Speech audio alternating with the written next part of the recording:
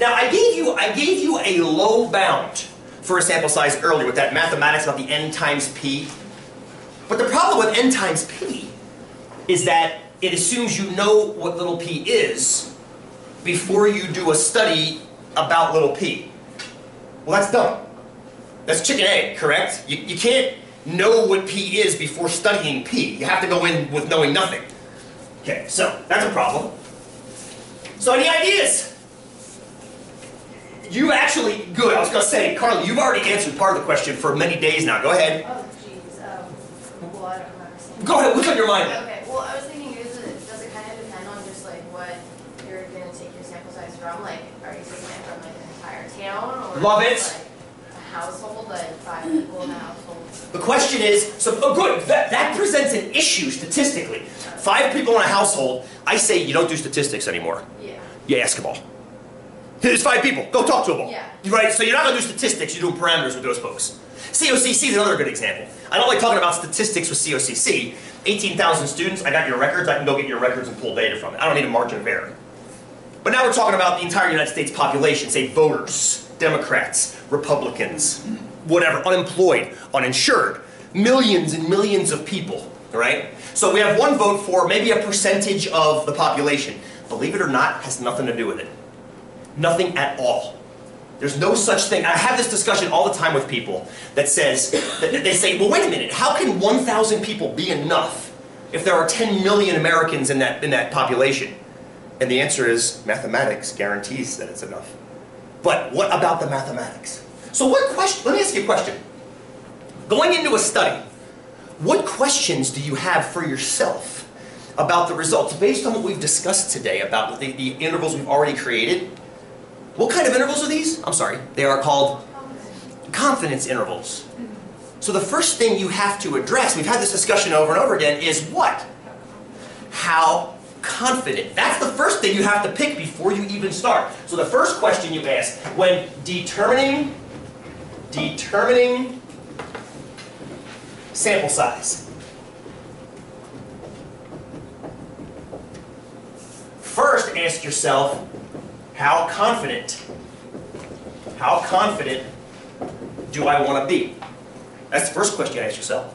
Number that's usually used is 95. Carly, 99. I love it. Hey, it's all good. But pick that first before you go in. We mentioned that before. You don't adjust it after the fact. You pick it first going in. If you don't get your results, don't pitch a fit, go do it again. So you can adjust your confidence interval then? Like your... If you do a study and it comes back, and suppose, can I answer that question in a couple days? Yeah. It's such a good question, and it's really at the heart of 244 and how not to do statistics. Not what you just said is how not to do it.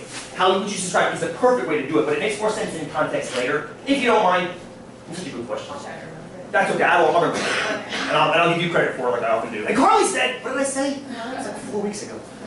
What else do you have to decide?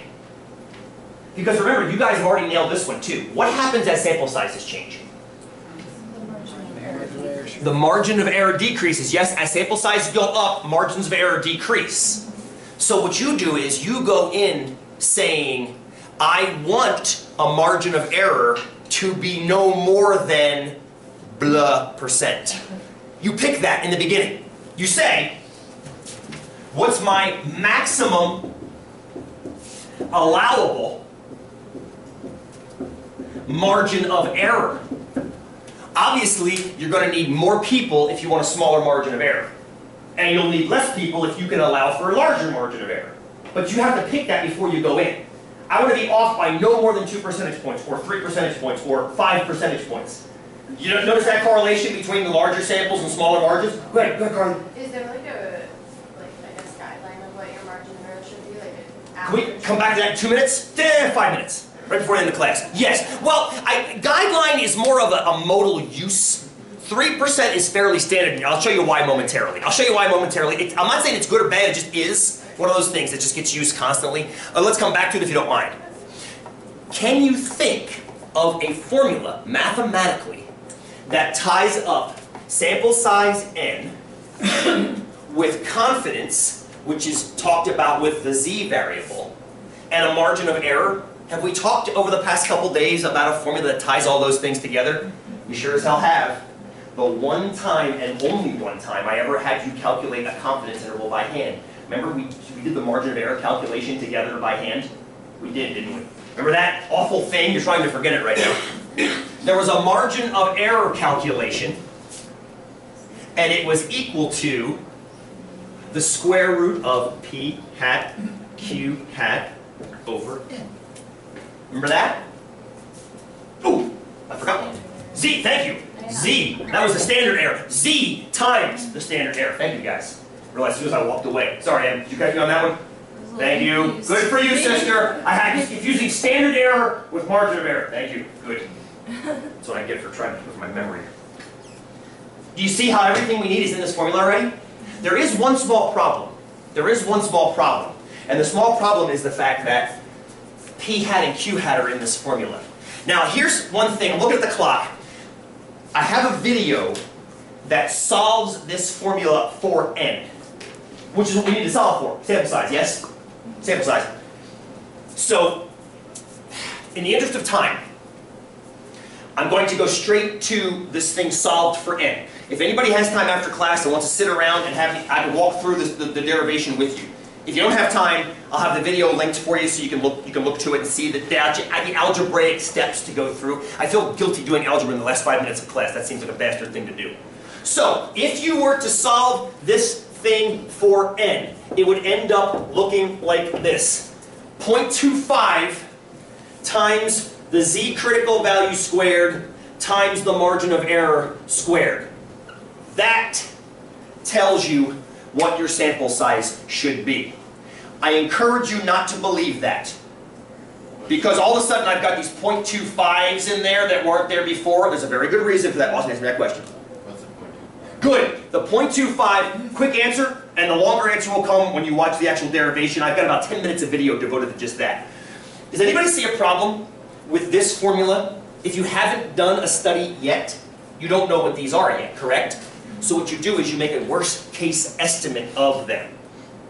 What? Yes! Thank you, Blake. The worst case estimate of these two things is 0.5 and 0.5. If one is a half, the other is a half, multiply together, 0.25. That's why the 0.25 exists. If anybody needs more than a 10-second explanation of that, I recorded an entire video just to explain the 0.25 part.